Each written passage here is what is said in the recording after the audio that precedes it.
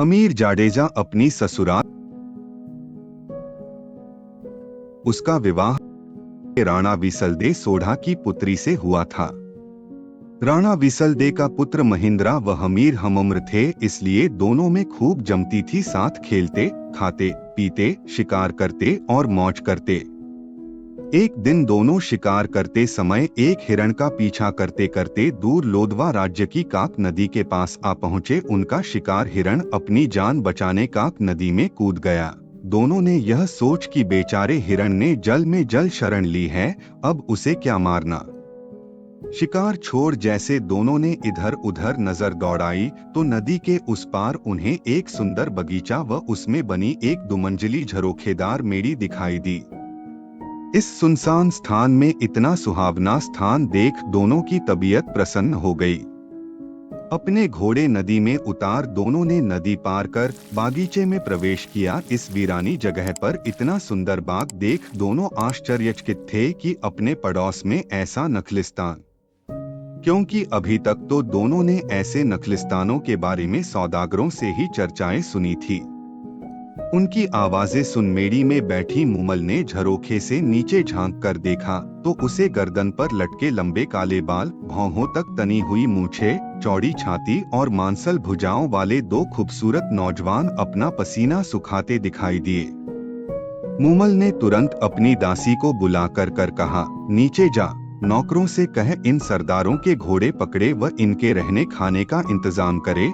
दोनों किसी अच्छे राजपूत घर के लगते हैं, शायद रास्ता भूल गए हैं, इनकी अच्छी खातिर करा। मूमल के आदेश से नौकरों ने दोनों के आराम के लिए व्यवस्था की, उन्हें भोजन कराया। तभी मूमल की एक सहेली ने आकर दोनों का परिचय पूछा। हमीर ने अपना व महिंद्रा का परिचय दिया और पूछा कि तुम किसकी सहेली हो? ये सुंदर बाग व झरोखेदार मेड़ी किसकी की है? और हम किस सुलक्षिणी के मेहमान हैं? मूमल की सहेली कहने लगी, क्या आपने मूमल का नाम नहीं सुना? उसकी चर्चा नहीं सुनी? मूमल जो जगप्यारी मूमल के नाम से पूरे माड़ जैसलमेर देश में प्रख्यात है, जिसके रूप से यह सारा प्रदेश महक रहा है, जिसके गुणों का बखान यह काक नदी कलकल कर गा रही है। यह झरोखेदार मेड़ी और सुंदर बाग उसी मूमल का है जो अपनी सहेलियों के साथ यहाँ अकेली ही रहती है। कहकर सहेली चली गई। तभी भोजन का जूठा थाल उठाने आया नाई बताने लगा, सरदारों आप मूमल के बारे में क्या पूछते हो? उसके रूप और गुणों का तो कोई पार ही नहीं। वह शीशे में अपना रूप देखती है तो शीशा टूट जाता है। श्रृंगार कर बाग में आती है, चांद शर्माकर बादलों में छिप जाता है। उसकी मेड़ी की दीवारों पर कपूर और कस्तूरी का लेप किया हुआ है। रोज ओखलियों में कस्तूरी कुटी जाती है। मनमन दूध से वह रोज स्नान करती है। शरीर पर चंदन का लेप कराती है। मूमल तो इस दुनिया से अलग है, भगवान ने वैसी दूसरी नहीं बनाई।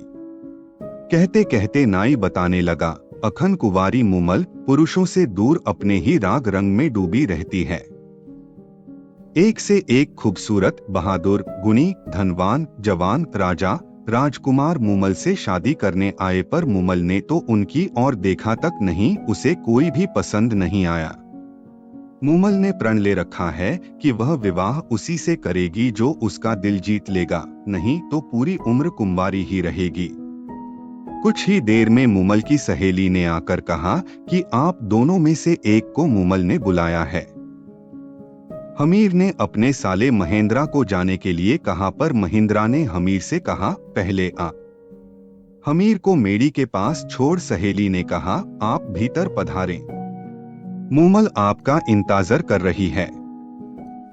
हमीर जैसे ही आगे चौक में पहुंचा तो देखा आगे उसका रास्ता रोके एक शेर बैठा है और दूसरी ओर देखा तो उसे एक अजगर रास्ते पर बैठा दिखाई दिया। हमीर ने सोचा मूमल कोई डायन है और नखलिस्तान रचकर पुरुषों को अपने जाल में फंसा मार देती होगी। वह तुरंत उल्टे पांव वापस हो चौक से निकल आया। हमीर व महिंद्रा आपसे बात करते तब तक मूमल की सहेली आ गई और महिंद्रा से कहने लगी, आप आइए, मूमल आपका इंतजार कर रही है। महिंद्रा ने अपना अंगरखा पहन हाथ में भाला ले सहेली के पीछे पीछे चलना शुरू किया। सहेली ने उसे भी हमीर की तरह चौक में छोड़ दिया। महिंद्रा को भी चौक में रास्ता रोके शेर बैठा नजर आया। उसने तुरंत अपना भाला लिया और शेर पर पूरे वेग से प्रहार कर दिया। शेर जमीन पर लुढ़क गया और उसकी चमड़ी में भरा भूसा बाहर निकल आया। महिंद्रा यह देख मन ही मन मुस्कराया कि मूमल उसकी परीक्षा ले रही है। तभी उसे आगे अजगर बैठा दिखाई दिया। महिंद्रा ने भूसे से भरे उस अजगर के भी अपनी तलवार के प्रहार से टुकड़े टुकड़े कर दिए। अगले चौक में महिंद्रा को पानी भरा नजर आया। महिंद्रा ने पानी की गहराई नापने हेतु जैसे पानी में भाला डाला तो ठक की आवाज आई। महिंद्रा समझ गया कि जिसे वह पानी समझ रहा है वह कांच का फर्श है। कांच का फर्श पार कर सीढ़ियां चढ़कर महिंद्रा मूमल की मेड़ी में प्रविष्ट हुआ। आगे मूमल खड़ी थी, जिसे देखते ही महिंद्रा ठिठक गया। मूमल ऐसे लग रही थी जैसे काले बादल में बिजली चमकी हो। एड़ी तक लंबे काले बाल मानो काली नागिन सिर से जमीन पर लौट रही हों। चंपे की डाल जैसी कलाइयां, बड़ी बड़ी सुंदर आंखें, ऐसे लग रही थी जैसे मद भरे प्याले हो। तपे हुए कुंदन जैसा बदन का रंग, वक्ष जैसे किसी सांचे में ढाले गए हों, पेट जैसे पीपल का पत्ता, अंग जैसे उफन रहा हो। मूमल का यह रूप देखकर महिंद्रा के मुंह से अनायास ही निकल पड़ा, न किसी मंदिर में ऐसी मूर्ति होगी और न किसी राजा के रणवास में ऐसा रूप होगा। महिंद्रा तो मूमल को ठगा सा देखता ही रहा। उसकी नजरें मूमल के चेहरे को एक तक देखते जा रही थी। दूसरी और मूमल मन में कह रही थी, क्या तेज है इस नौजवान के चेहरे पर, और नयन तो नयन क्या खंजर है। दोनों की नजरें आपस में ऐसे गड़ी कि हटने का नाम ही नहीं ले रही थी। आखिर मूमल ने नजरें नीचे कर महिंद्रा का स्वागत किया। दोनों ने खूब बातें की। बातों ही बातों में दोनों एक दूसरे को कब दिल दे बैठे पता ही न चला, और न ही पता चला कि कब रात खत्म हो गई और कब सुबह का सूरज निकल आया। उधर हमीर को महिंद्रा के साथ कोई अनहोनी ना हो जाए सोचकर नींद ही नहीं आई। सुबह होते ही उसने नाई के साथ संदेशा भेज महिंद्रा को बुलवाया और चलने को कहा।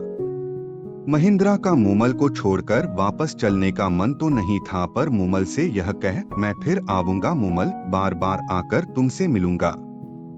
दोनों वहां से चल दिए। हमीर अपने वतन रवाना हुआ और महिंद्रा अपने राज्य। मूमल से वापस आकर मिलने का वायदा कर महिंद्रा के लिए रवाना तो हो गया, पर पूरे रास्ते उसे मूमल के अलावा कुछ और दिखाई ही नहीं दे रहा था। वह तो सिर्फ यही गुनगुनाता चला जा रहा था, म्हारी माढ़ेची ए मूमल, हालेनी अमराणे देश। मेरी मांड देश की मूमल, आओ मेरे साथ अमरकोट चलो।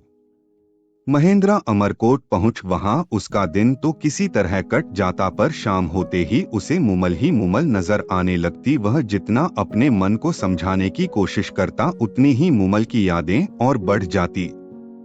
वह तो यही सोचता कि कैसे लोदवे पहुंचकर मूमल से मिला जाए।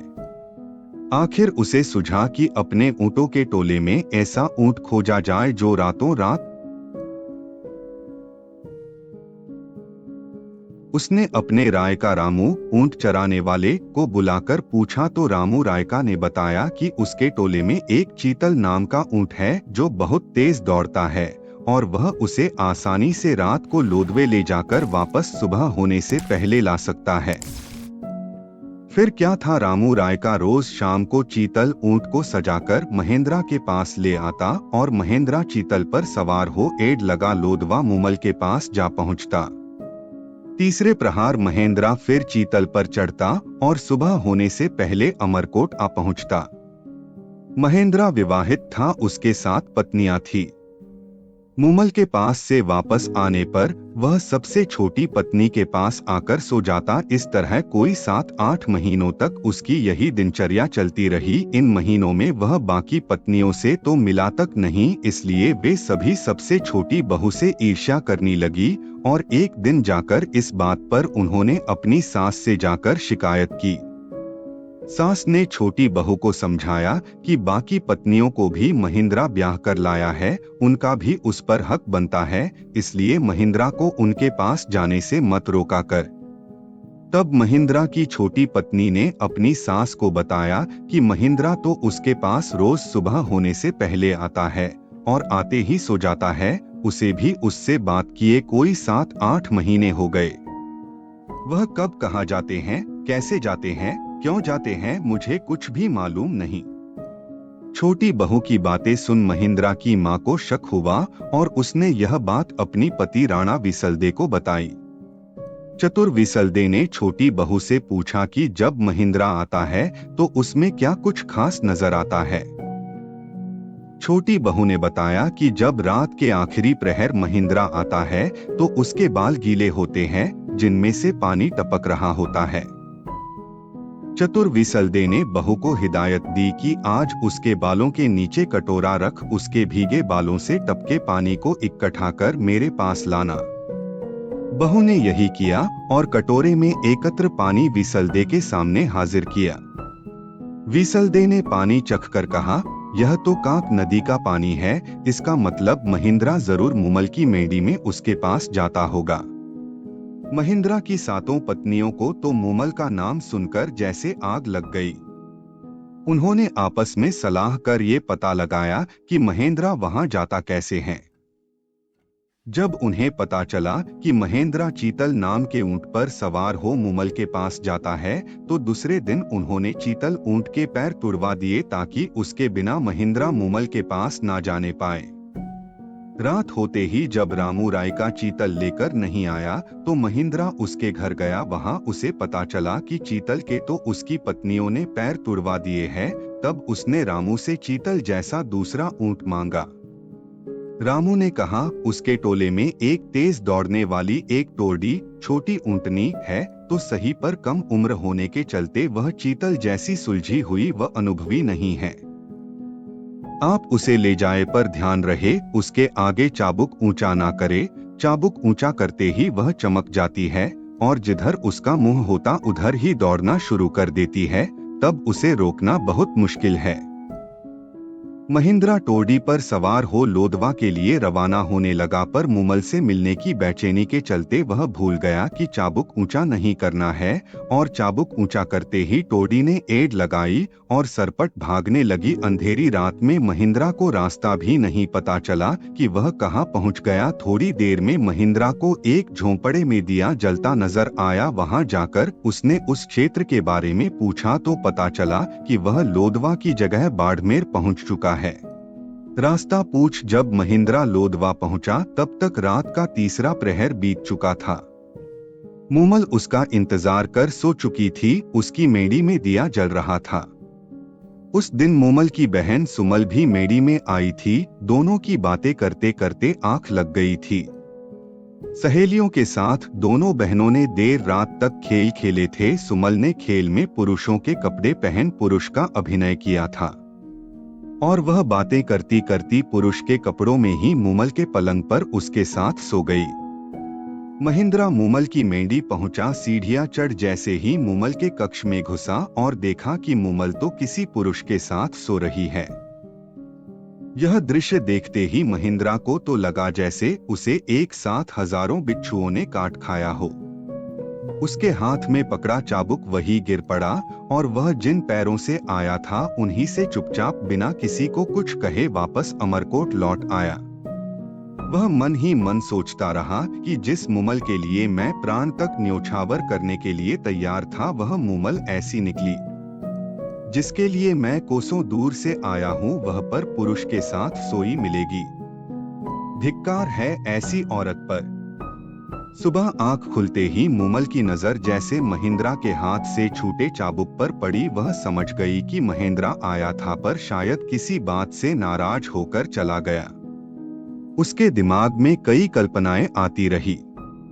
कई दिनों तक मूमल महिंद्रा का इंतजार करती रही कि वो आएगा और जब आएगा तो सारी गलतफहमियां दूर हो जाएंगी।